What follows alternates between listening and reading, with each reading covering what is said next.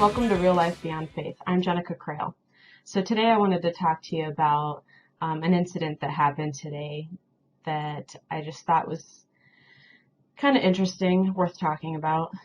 So a couple of days ago I posted an article called Top 10 Signs You're a Fundamentalist Christian.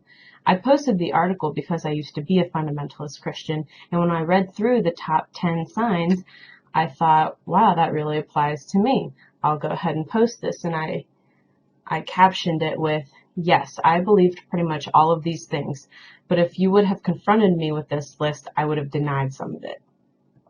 Meaning that if you would have confronted me with this list while I was still a Christian, I would have said, yeah, but it doesn't really pertain, or, oh, that's an exaggeration. Whereas now as I look back on my actual beliefs at that time, these things actually make total sense. I'll go ahead and read off a couple of the examples for you just to get an idea. And this can be found at churchandstate.org.uk. Top 10 signs you're a fundamentalist Christian. 10. You vigorously deny the existence of thousands of God claimed by other religions, but feel outraged when someone denies the existence of yours. 9. You feel insulted and dehumanized when scientists say that people evolved from other life forms, but you have no problem with the biblical claim that we are created from dirt. 8. You laugh at polytheists, but you have no problem believing in a triune God. 7. Your face turns purple when you hear of the atrocities attributed to Allah, but you don't even flinch when hearing about how God/Jehovah slaughtered all the babies of Egypt in Exodus and ordered the elimination of entire ethnic groups in Joshua, including women, children, and trees. 6. You laugh at Hindu beliefs that deify humans and Greek claims about God sleeping with women, but you have no problem believing that the Holy Spirit impregnated Mary, who then gave birth to a man God who got killed, came back to life, and then ascended into the sky, and so on and so forth. So you get the basic gist of it. It's basically saying, like, you're a hypocrite. This is what you believe, and you think that other people who believe similar things are ridiculous. You're a hypocrite. So I posted that, said, yeah, it's pretty much what I believed, but I wouldn't have admitted to it at the time, of course. And then one of my old Christian friends, actually an old mentor of mine, commented on that and said, I'm sad for you. So I felt inclined to reply, first of all, to the comment. I said, I'm sad that you're so condescending to me. That's very disappointing. Because honestly, I'm not as offended by it as I am just very disappointed and disillusioned by it. When I was being mentored by this person, I deeply respected them. I loved them like a family member. I deeply, deeply loved this person. And for them to then turn their back on me and to talk to me so condescendingly, now that I'm an atheist, is just, it's a hard pill to swallow. And I know that a lot of people deal with a lot harder stuff when they come out atheist, but I guess even the little stuff for me, it just kind of is a kick in the gut. So it was one of those moments where it's like, oh, really? You had to take a moment and type, I'm sad for you? So as I was kind of thinking over that comment, I decided to post this status, and I'll read it to you. For those of you who feel sad for me because of my atheism, you can go ahead and reserve your pity for those who actually deserve it. People who are actually suffering, are in despair, or feel alone. I am very happy with where I am in life. I feel fulfilled. I have wonderful, supportive, compassionate friends and family who love me. Don't be sad for me. Instead, be sad for the underprivileged, marginalized, and oppressed people of the world. Be sad for the people who are born in the wrong body and are treated inhumanely for it.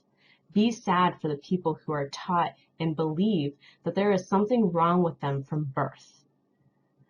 Be sad for people who are in unthinkably horrible situations without hope for rescue. Don't be sad for me. I'm privileged and I'm happy. That is something many people in this world can't say. Hashtag I am fourth. And the hashtag I am fourth is about the humanist concept that we put humanity, nature, and equality before ourselves. So I am fourth because humanity, nature, and equality comes before me. So I posted this status because it just struck me as so ridiculous that someone's telling me they're sorry for me, that they feel sad for me. Don't feel sad for me. Don't ever waste your time feeling sad for me. Of all of the people who struggle and suffer in this world, it makes me sick to even think that someone would feel sad for me. I mean, it's not like I live in a mansion or I'm like rich or anything. Like, we live paycheck to paycheck and things are tough sometimes. And, you know, I am an atheist, so I am in a minority group, but do I feel the pain and the struggle of that? No, not compared to most people. So absolutely, I'm not going to sit here and feel sorry for myself or let other people feel sorry for me. That's just ridiculous, and it's condescending. So I don't know. It just seemed like something that needed to be addressed, and it was especially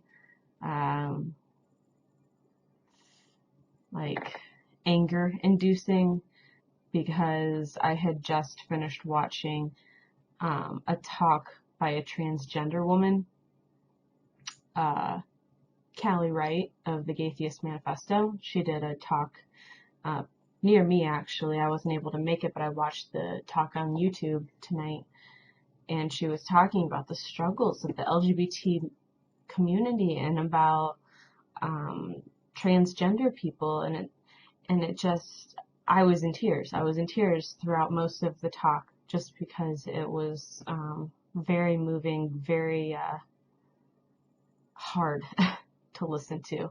And I've struggled with depression and I've been suicidal in the past, but I'm sorry, I was not born in the wrong body. I have not felt my entire life like what I see in the mirror isn't what I'm supposed to be seeing. And then to admit that out loud to somebody and have them tell me that I'm wrong, that I'm going through a phase, that I'm going to hell, I will never know what that feels like. So don't feel sorry for me. Don't be sad for me.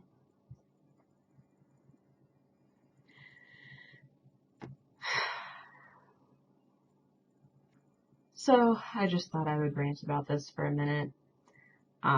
If you have any thoughts about this, you can go ahead and comment below.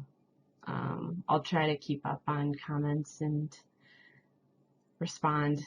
But yeah, it's just, and tell me of experiences you've had like this, like when you've come out either LGBT or atheist or whatever, what kind of condescending remarks you've received, and we can all just kind of laugh together about the ridiculousness. All right. Like most of you, I was indoctrinated with religion. At a time when I was much too young to make decisions. Dragged by the hand without permission, lacked the cognitive ability to see the contradictions and the superstitions. I know my mother really thought that she was doing right, cause after all, this wasn't a war she was taught to fight. Buried under layers of prayers, emotional attachments, and every other program and attachment.